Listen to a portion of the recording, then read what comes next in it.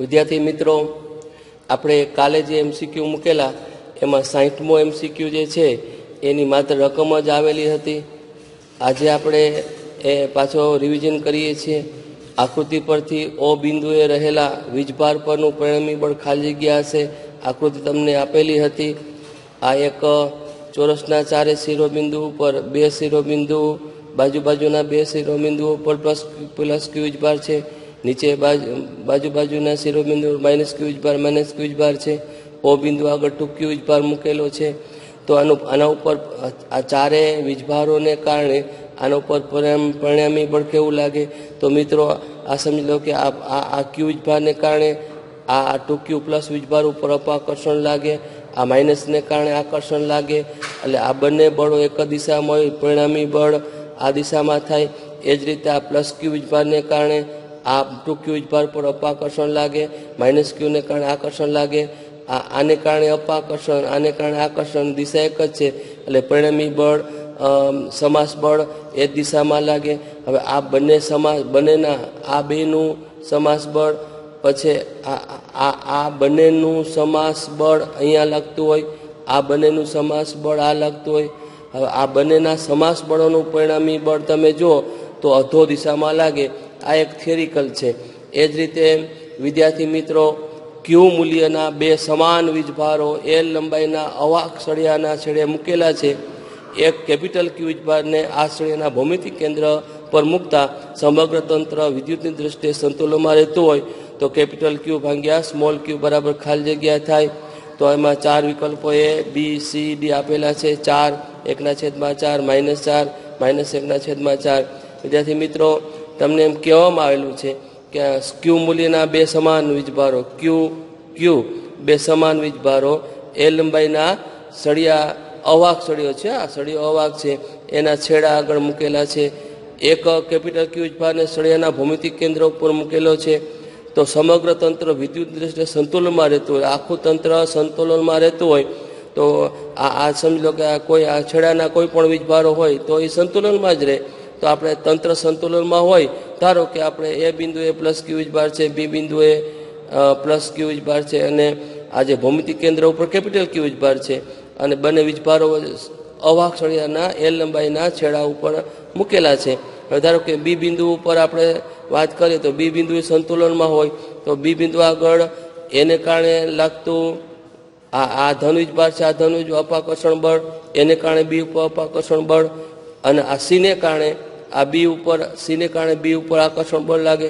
તો મિત્રો એને કારણે બી ઉપર લાગતું અપાકર્ષણ બળ, સીને કારણે બી ઉપર લાગતું આકર્ષણ બળ, એ બેનો સરવાળો શૂન્ય થાય. તો આને પેલી બાજુ લઈ જાઓ એટલે માઇનસ થાય. હવે એને કારણે બી ઉપર લાગતું બળ એટલે કુલમના નિયમ મુજબ કે અહીંયા એનો વીજભાર સ્મોલ ક્યુ છે, બીનો વીજભાર સ્મોલ ક્યુ છે, બંને વીજભારો જે છે વચ્ચેનું અંતર એલ છે, એલનો વર્ગ લખાશે બરાબર માઇનસના માઇનસ સીને કારણે બી ઉપર લાગતું બળ. તો અહીંયા વીજભાર ક્યુ છે, અહીંયા કેપિટલ ક્યુ વીજભાર છે.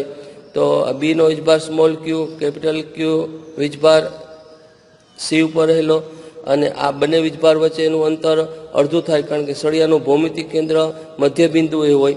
એટલે L/2 સાદરૂપ આપશો તમે તો અહીંયા શું થશે? જો ક્યુના છેદમાં L સ્ક્વેર. હવે અહીંયા કે ક્યુ એ ઉડી જશે, કે ક્યુ પેલી બાજુ લઈ જાઓ એટલે કે ક્યુ ઉડી જશે. તો અહીંયા શું રહેશે? કે એટલે આ ક્યુ છેદમાં L સ્ક્વેર રહેશે, અહીંયા માઇનસના માઇનસ. હવે અહીંયા L/2 એટલે 2/4 છેદનો છેદ અંશમાં જાય એટલે -4, અને કેપિટલ ક્યુ આ ક્યુ એક ક્યુ તો ઉડી ગયા છે. ક્યુના છેદમાં L સ્ક્વેર ઉડાડી દીધો, અને આપણે ક્યુના છેદમાં સ્મોલ ક્યુ લઈ જાઓ, -4 પેલી બાજુ લઈ -1/4, એટલે ક્યુના છેદમાં સ્મોલ ક્યુ બરાબર -1/4 વ્યવસ્થિત તૈયાર કરજો. એ રીતે જો 63મો MCQ થઈ ગયો છે. મિત્રો 64મો MCQ છે એ નીટ અને જીમાં પૂછાય એવો છે. 4 માર્કનો MCQ છે, ખાસ કરજો, ઉતાવળ કરતા નહીં. અહીંયા એમ કહેવા માંગે છે કે વીજભાર ક્યુ, આ કોઈ ક્યુ વીજભાર છે, એને સ્મોલ ક્યુ અને ક્યુ માઇનસ સ્મોલ ક્યુ બે ભાગમાં વિભાજિત કરવામાં આવે છે. આ ક્યુ વીજભારના બે ભાગ પાડવામાં આવે છે. પણ કેવી રીતે? એને જો તેમને અલગ કરતા તેમની વચ્ચે લાગતું કુલંબી અપાકર્ષણ બળ મહત્તમ થાય એ રીતે એને ચોક્કસ અંતરે રાખેલા છે. એવા અંતર રાખેલા છે. આપેલા કેપિટલ ક્યુ વીજભારના એવા બે ભાગ તમારે કરવાના છે અને એવા અંતર રાખવાના છે કે બંને વીજભારો વચ્ચે જે અપાકર્ષણ બળ લાગે છે ને એ મહત્તમ થાય. તો સમજી લો કે આ કેપિટલ ક્યુ વીજભારમાંથી આમાંથી ધારો કે સ્મોલ ક્યુ વીજભાર અહીંયા તમે રાખો તો બીજા ઉપર કેપિટલ ક્યુમાંથી માઇનસ ક્યુ વીજભાર બાદ કરો એટલો વીજભાર અહીંયા પ્રાપ્ત થાય.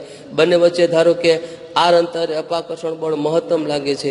હવે અપાકર્ષણ બળ મહત્તમ લાગે એના માટે પહેલા અપાકર્ષણ બળની જે શરત છે વિદ્યુત બળ કુલંબી બળ F બરાબર કે આનો વીજભાર ક્યુ માઇનસ ક્યુ આ વીજભાર છેદમાં અંતરનો વર્ગ. હવે અહીંયા આપણે કેપિટલ ક્યુમાંથી સ્મોલ ક્યુ વીજભાર છે તમારી ઈચ્છા મુજબ લીધેલો છે અને આ લીધા પછી આ તો આના ઉપર આધાર રાખે કારણ કે આ શું લ્યો છો એ પ્રમાણે આમાંથી આ બાદ કરવાનું હોય. તો અહીંયા જે બળ છે ને બળ એ સ્મોલ ક્યુનું વિધેય થઈ જાય. એફનું મૂલ્ય ક્યુ ઉપર આધાર રાખે. હવે અપાકર્ષણ બળ મહત્તમ થાય તો એફ બળનું સ્મોલ ક્યુ વીજભારની સાપેક્ષ ફેરફારનો દર શૂન્ય થાય. શરત છે મહત્તમ કોઈ પણ એક વસ્તુ બીજી વસ્તુ ઉપર આધાર રાખતી હોય, એક રાશિ બીજી રાશિ ઉપર આધાર રાખતી હોય તો એ રાશિનું આ બીજી રાશિ ઉપર પ્રથમ વિકલન કરો ને તો મહત્તમ મૂલ્ય માટે પ્રથમ વિકલન એનું 0 થાય. તો આ એફનું ક્યુની સાપેક્ષ પ્રથમ વિકલન 0 થાય. તો આ ડી બાય ડી ક્યુ એફની જગ્યાએ આ કિંમત મૂકી દો.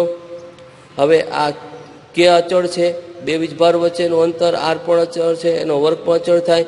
તો કે ના છેદમાં આર સ્ક્વેર છે એ પેલી બાજુ લઈ જાય 0 સાથે ગુણાઈ જાય.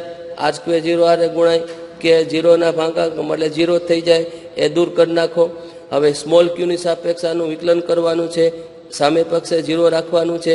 હવે ક્યુનું વિકલન 1 થાય આ તો અચળ છે. માઇનસ માઇનસ ક્યુ સ્ક્વેરનું વિકલન 2q બરાબર 0. તો અહીંયા ક્યુ -2q પેલી બાજુ +2q સ્મોલ 2 સ્મોલ ક્યુ તો ક્યુ ભાંગ્યા સ્મોલ ક્યુ બરાબર 2. સ્મોલ ક્યુ નીચે લઈ જાઓ તો ક્યુ ભાંગ્યા છે ને કેપિટલ ક્યુ ભાંગ્યા સ્મોલ ક્યુનો ગુણોત્તર લીધો છે. કેપિટલ ક્યુ ભાંગ્યા સ્મોલ ક્યુનો ગુણોત્તર લીધો એટલે 2 થાય. ના સ્મોલ ક્યુ ભાંગ્યા કેપિટલ કીધું હોત તો 1/2 થાય. તો આ નીટમાં પૂછાયો દાખલો છે એટલે ખાસ કરજો. હવે પછી 65મો જો એના જેવો જ છે. તો વિદ્યાર્થી મિત્રો 65મો દાખલો પણ બહુ સરસ દાખલો છે. એ પણ નીટ અને જીમાં પૂછાયો છે. ખાસ કરજો, ભલે વાર લાગે, થોડું થોડું ટીપે ટીપે સરોવર ભરાય. મિત્રો 1 માઇક્રોકુલમ જેટલો સમાન વીજભાર ધરાવતા બે વીજભારોને 1 અને 2 ના સ્થાન સદિશો અનુક્રમે I કેરેટ પ્લસ 2 જે caret plus 3k caret metre હોય અને બીજાનો સ્થાન સદિશ 4I caret plus 5j caret plus 6k caret metre છે. હવે તો કણ 2 પર કણ 1 વડે લાગતું આપણે બળ જોઈએ છે. ઉદ્ગમ બિંદુની સાપેક્ષ ધારો કે એક કણ એક બિંદુએ રહેલા 1 માઇક્રોકુલમ વીજભાર છે જેનો સ્થાન સદિશ R1 છે. આ ઉદ્ગમ બિંદુ છે સમજી લેવાનું. અને ઉદ્ગમ બિંદુની સાપેક્ષ આ બીજા બિંદુએ ત્યાં પણ 1 માઇક્રોકુલમ વીજભાર છે. આ બીજું બિંદુ છે ત્યાં આગળ 1 માઇક્રોકુલમ વીજભાર છે. ઉદ્ગમ બિંદુની સાપેક્ષ તેનો સ્થાન સદિશ R2 છે. હવે એકને કારણે 2 ઉપર લાગતું બળ છે. આ બંને વીજભારો સમાન મૂલ્યના છે. અપાકર્ષણ બળ લાગે. એકને કારણે 2 ઉપર લાગતું બળ તો સદિશના નિયમ વાપરવું પડે. તો એકને કારણે 2 ઉપર લાગતું બળ એટલે કે એકનો વીજભાર બીજાનો વીજભાર છેદમાં એકથી બીજા દિશાના સ્થાન સદિશના મૂલ્યનો વર્ગ અને એકથી બીજા દિશાનો એકમ સદિશ. આ 1 થી 2 ની દિશાનો જે સ્થાન સદિશ હોય એનો એકમ સદિશ અહીંયા થાય એ આપણે જાણીએ છીએ. સદિશ કુલમના સદિશના નિયમનો ઉપયોગ કરવાનો છે. તો સાદરૂપ આપવાનું છે. હવે કે તો તમે જાણો છો 9 × 10⁹ 1 માઇક્રોકુલમ એટલે 10⁻6 1 માઇક્રોકુલમ 10⁻6. હવે આપણે R2 કેરેટ R21 કેરેટ અને R21 સદિશના મૂલ્યનો વર્ગ આપણે મેળવવાનો છે. પહેલાં તો R21 સદિશ આપણે મેળવવો પડે. R21 સદિશ આ R21 સદિશ તમારે મેળવવો હોય તો R2 સદિશમાંથી R1 સદિશ બાદ કરો. તો R2 સદિશમાંથી R1 સદિશ બાદ કરો એટલે R21 સદિશ થાય. R2 સદિશની કિંમત તમને આપેલી છે, માંથી બાદ કરવાનો છે. R1 સદિશ એટલે બાદ કરો. 4I કેરેટમાંથી I caret 3I caret 5j કેરેટમાંથી 2j કેરેટ બાદ કરો 3j caret 6k કેરેટમાંથી 3k caret બાદ કરો 3k કેરેટ. તો અહીંયા ij કે સદિશ સ્વરૂપે છે. યામ સ્વરૂપે લખવું હોય તો એકથી બીજા દિશાનો સદિશ એટલે યામના સ્વરૂપે 3 અલ્પવિરામ 3 અલ્પવિરામ 3 થાય. હવે એનું મૂલ્ય જોતું હોય તો આ એક્સ વાય ઝેડના વર્ગના સરવાળાનું વર્ગમૂળ થાય તો વર્ગમૂળમાં 3નો વર્ગ પ્લસ 3નો વર્ગ પ્લસ 3નો વર્ગ 3 તેરી 9 9 9 9 તેરી 27 27નું વર્ગમૂળ એટલે 9 તેરી 27 9નું વર્ગમૂળ 3 અને વર્ગમૂળમાં 3 રહેશે તો R21 સદિશનું મૂલ્ય 3 વર્ગમૂળમાં 3 રહેશે. હવે કોઈ પણ સદિશનો એકમ સદિશ એટલે એ સદિશને એના મૂલ્ય વડે ભાંગો. R21 સદિશ એટલે 3 3 3 યામ ધરાવતો સદિશ એને ભાંગી R21 સદિશ એટલે 3√3. હવે આ 3√3 છે આ એક્સ વાય ઝેડના બંને ત્રણેયને ભાંગો તો 3/√3 3/√3 3/√3 એટલે 3 3 3 3 નીકળી જાય અને છેદમાં √3 આવે પણ છેદમાં √3 એટલે પ્રતિ લખો એટલે પ્રતિ √3 એક્સ યામ પ્રતિ √3 વાય યામ પ્રતિ √3 ઝેડ યામ થાય. 1/√3 એટલે પ્રતિ √3 લખી શકો. એટલે આ કિંમત આપણે હવે મૂકવાની છે અહીંયા. તો જો અહીંયા આપણે આ કિંમત મૂકેલી. હવે સાદરૂપ આપવાનું છે. જો અહીંયા આપણે સાદરૂપ આપશો એટલે 9 ના 9 આ 9માંથી 6 3 3માંથી 6 એટલે -3 10ની ઘાત આવશે. √27નો વર્ગ એટલે 27 અને યામ સ્વરૂપે આપણે લખીશું એટલે આ કિંમત આવશે. હવે 9/27 એટલે 3 તેરી 9 1/3 1/3 એટલે 0.33 ગુણ્યા 10⁻³ અને આ કિંમત એમને એ સ્વરૂપે રહેશે. એટલે આટલા ન્યૂટન બળ લાગે. વિદ્યાર્થી મિત્રો આ નીટ અને જીમાં પૂછાય એવો સારામાં સારો દાખલો છે. આટલા દાખલા ખાસ કરજો.